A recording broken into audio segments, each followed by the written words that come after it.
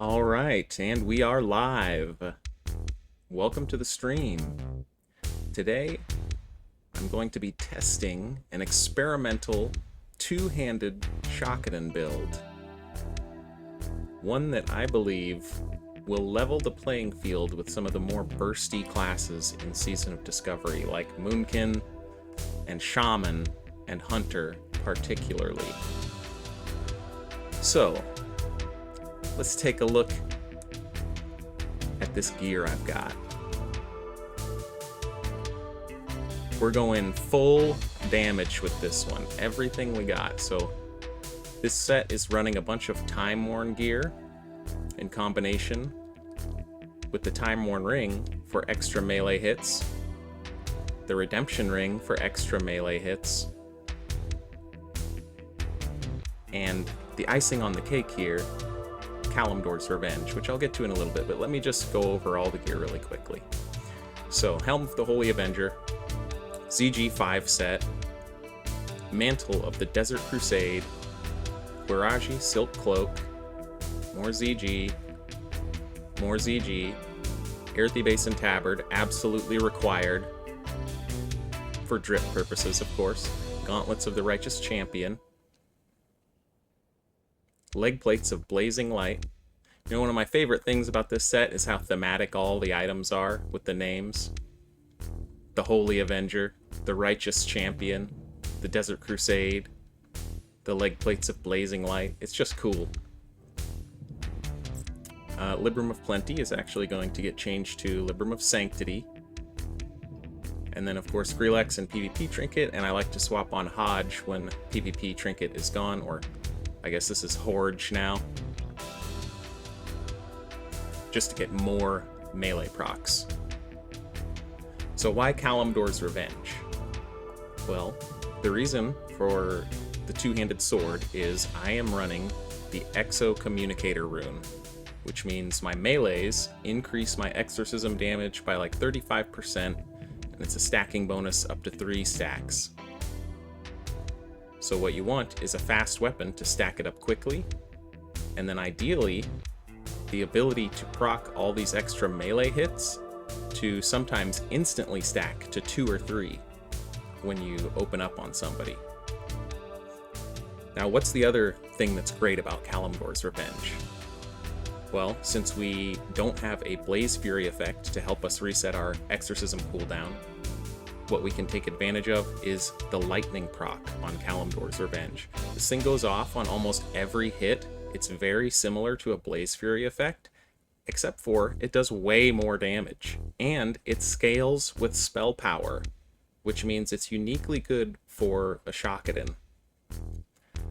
So what are some of the other nice things that it does? Well, since the spell is a proc, when you're hitting Shaman, if it goes off, it'll kill their grounding totem, which is kind of an insane little bonus that I think has been flying under the radar with this thing. Okay, talents.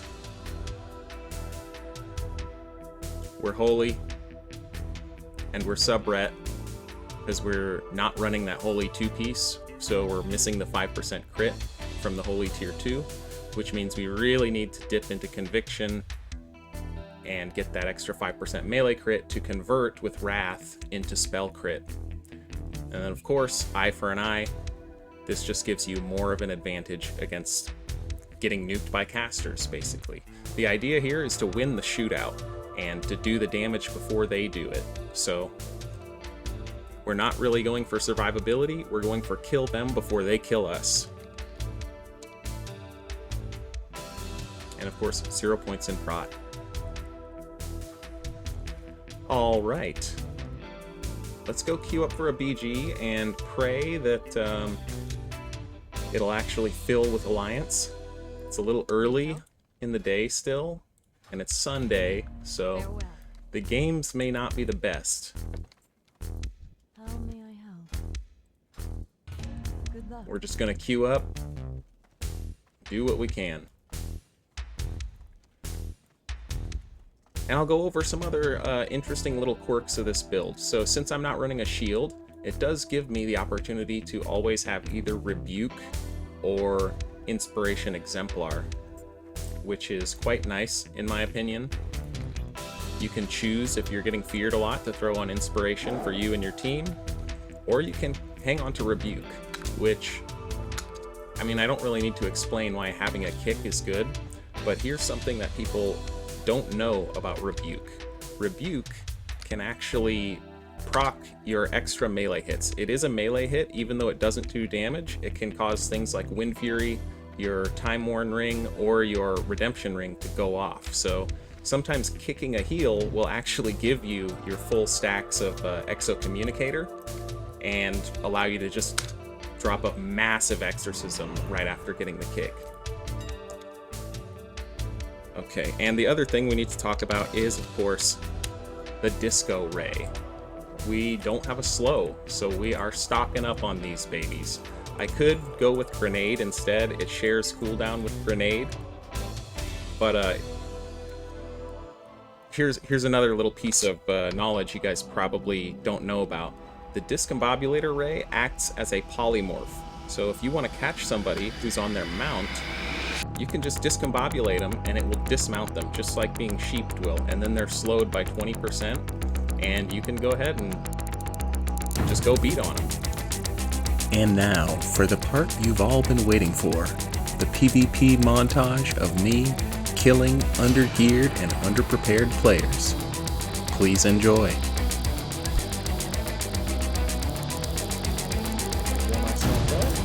got the triple stacker for this guy as well.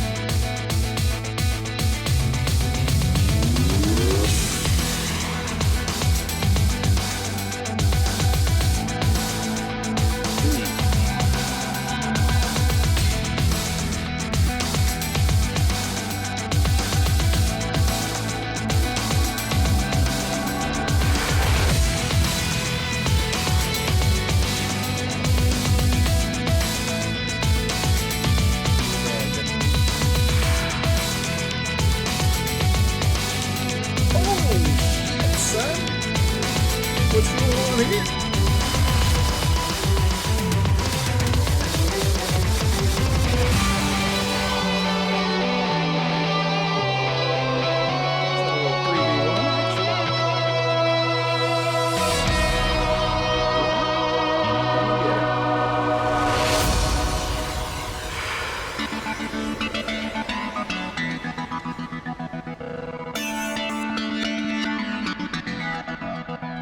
Who else?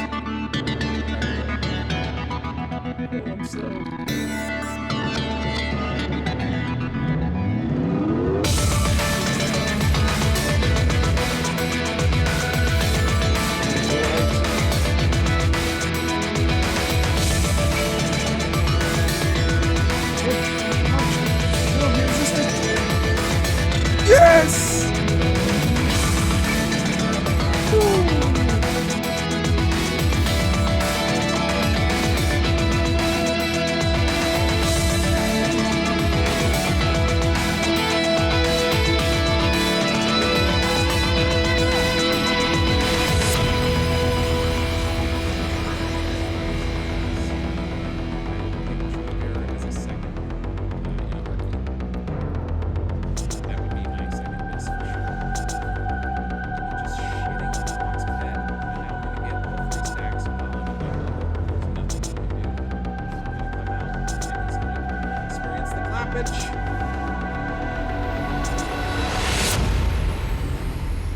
Just like this guy.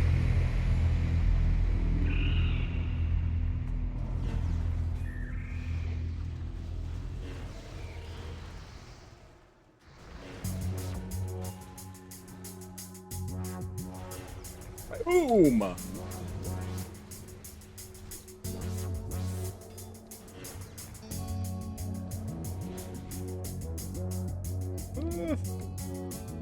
Got the heal.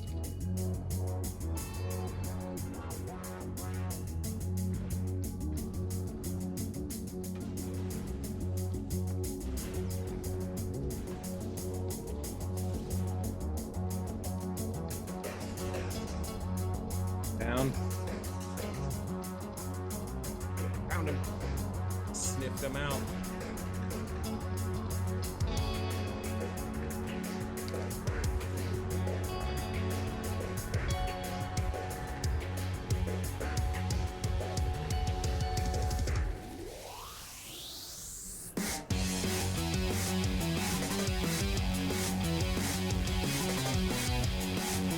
Gone. Gone. About time. You're gone.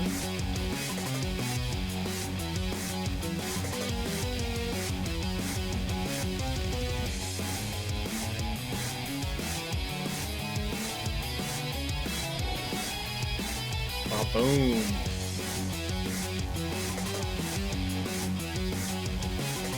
Pull over.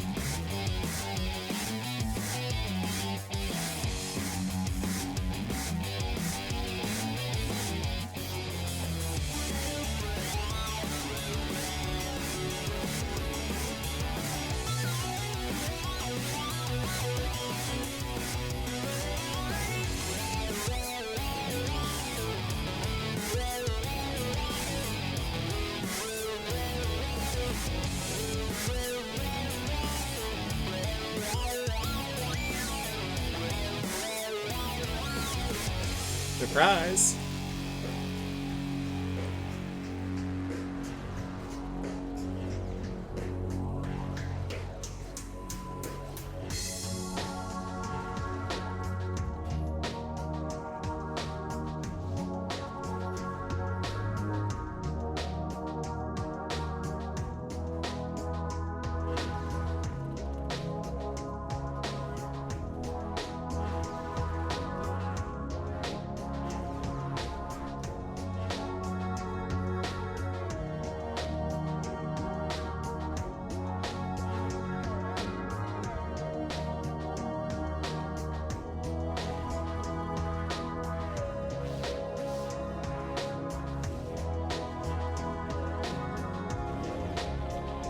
Bitch, get the fuck out of here.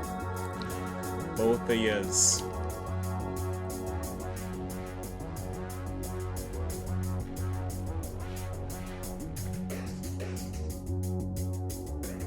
Let me get that stack.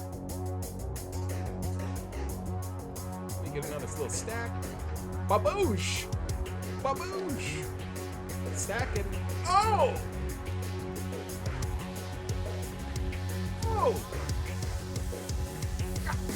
God, son! What's going on? Oh! Oh! Oh, mage! Oh! He is no more!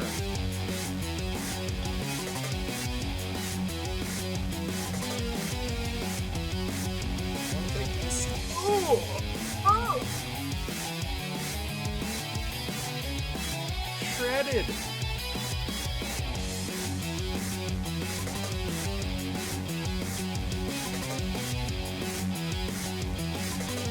Time to die! Oh! Suddenly there was a change. I obliterated him! Get this mage out of here. Bang! Triple stack coming in. Hot!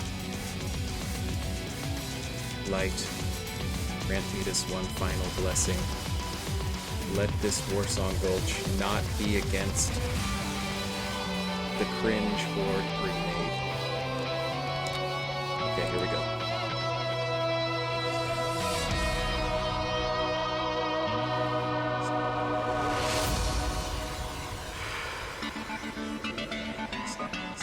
Big damn. Holy shit!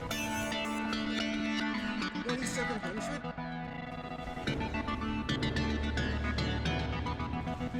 This new residence is Bolivia. He's gone.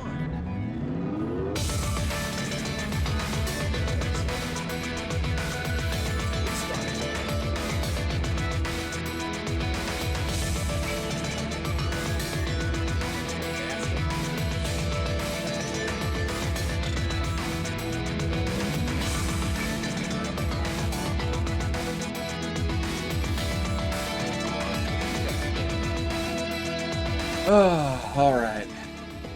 The rampage is over. Thank you everybody who tuned in. I'll show my gear one last time before I turn the stream off. My Timeworn Shockadin build.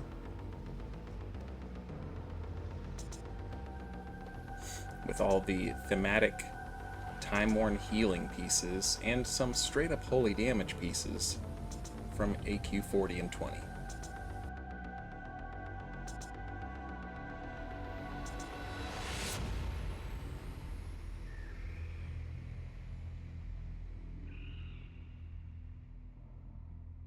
Thanks for watching, and hopefully I'll see you next time. OGB out.